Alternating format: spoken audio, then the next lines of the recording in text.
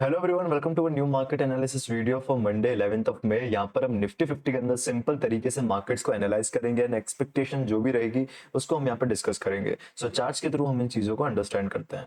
तो यहाँ पर चार्ट्स के अंदर अभी हम जो करंट कंडीशन देख सकते हैं मार्केट्स की, वो यहाँ पर साइडवेज जोन में रन हो रहा है।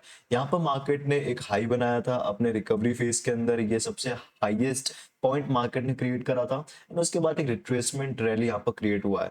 रिट्रेसमेंट के बाद अब यहाँ पर देखो, जो फ्लो चलता है मार्केट का, जो बड़ा पिक्चर कहता है वो ये कह रहा है कि यहाँ पर मार्केट्स के अंदर बाइंग स्विंग बना, ठीक है।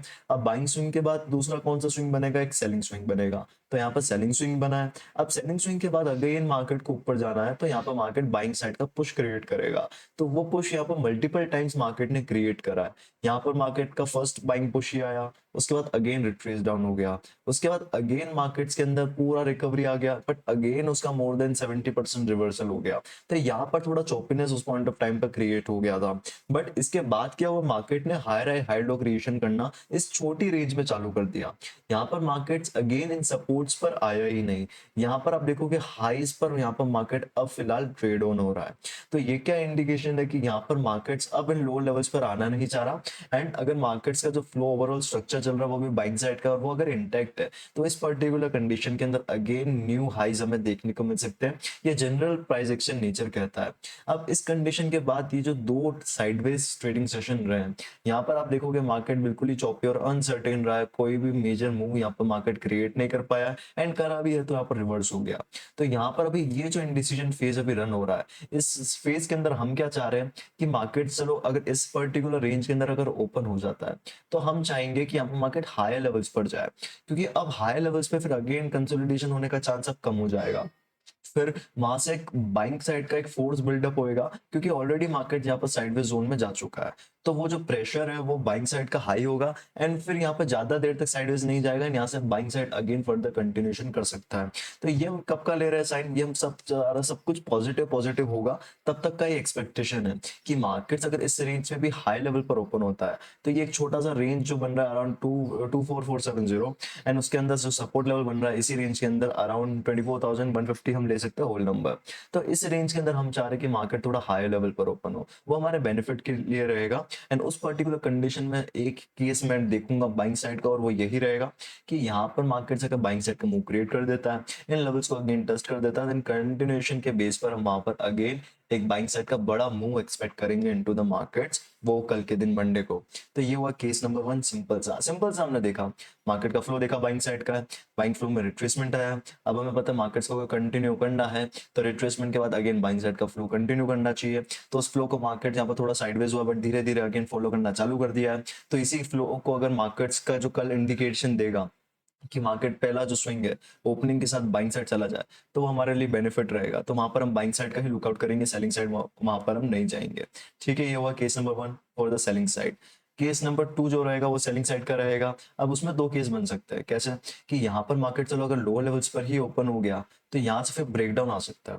यहाँ पर फिर क्या कंसिडरेशन हो जाएगा कि ये जो मार्केट ने अगेन जो थर्ड टाइम जो पुश करा है, इस पुश के अंदर मार्केट फेल कर गया।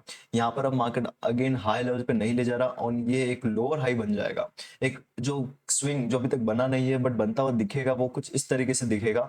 ये मार्केट ने लो लो बनाया, लोअर हाई बनाया, and then again low lows की तरफ प्रोसीड कर रहा है। तो वो पूरा स्ट्रक्चर ही चेंज हो जाएगा, वहां पर फिर बाइंग साइड का क्रिएशन बड़े लेवल पर भी नहीं होगा। तो उस केस के अंदर अगर मार्केट साइडवेज चला जाता है, सपोर्ट्स की टेस्टिंग करता है, तो वहां से एक बड़ा ब्रेकडाउन आ सकता है, एंड इन लेवल्स की टेस्टिंग अगेन हमें देखने को मिल सकती है। तो वो थोड़ा कंफर्मेटरी जाएंगे, तो भी हमें मोर देन सफिशिएंट मोमेंटम आने वाले सेशन में मिल जाएगा।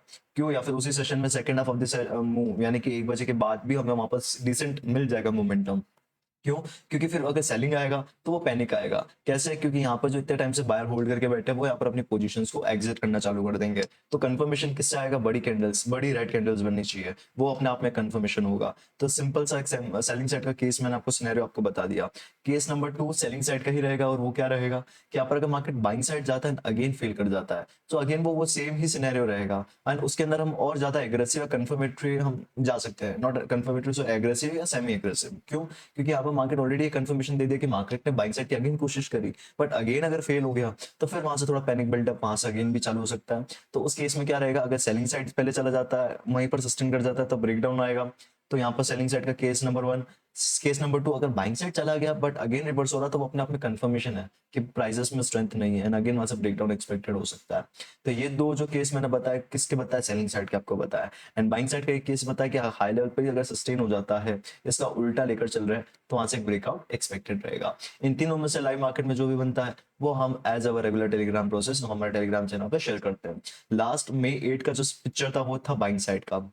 क्यों? क्योंकि ऑल टाइम वीकली हाई से लगातार मार्केट नहीं गिर सकता है, ये प्राइस एक्शन नेचर कहता है। So from this particular point we were expecting that market will create at least some bounce back into the charts. तो उस बाउंस बैक को हम यहाँ पर ट्रेड करने की कोशिश कर रहे थे, बट यहाँ पर सफिशिएंट मूव नहीं मिला।